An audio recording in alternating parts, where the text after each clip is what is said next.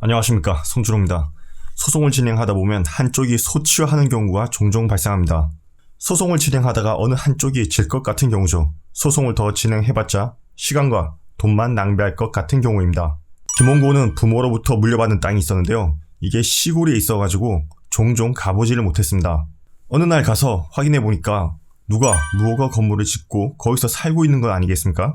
이름을 물어보니 박피고라고 하네요. 김원고는 박피고에게 가가지고 남의 땅에서 이러지 말고 당장 나가세요 라고 얘기하니까 박피고는 얘기를 듣지 않네요. 김원고는 어쩔 수 없이 박피고를 상대로 소송을 제기합니다.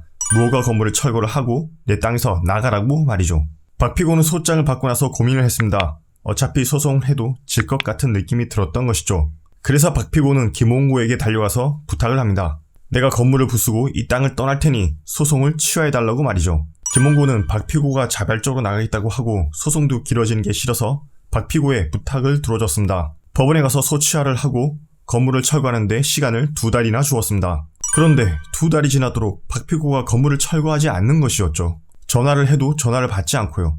김원고는 난감해지기 시작했습니다. 이미 소를 취하해서 소송은 끝났고 이를 어찌하면 좋을까 하고 난감해하고 있었습니다. 여기서 민사소송법 267조를 보면요.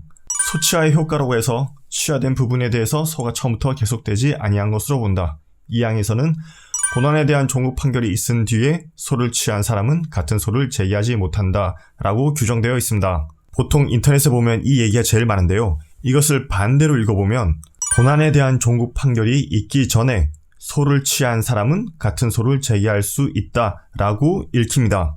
김원고 씨는 예전에 1심 소송에서 1심 판결을 받지 않고 소를 취하였기 때문에 다시 박피고 씨를 상대로 해서 건물 철거 소송을 진행할 수 있게 되었던 것이죠.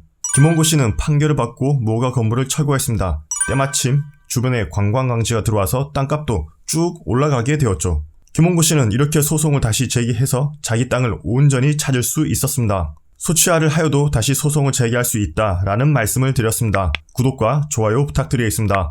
감사합니다.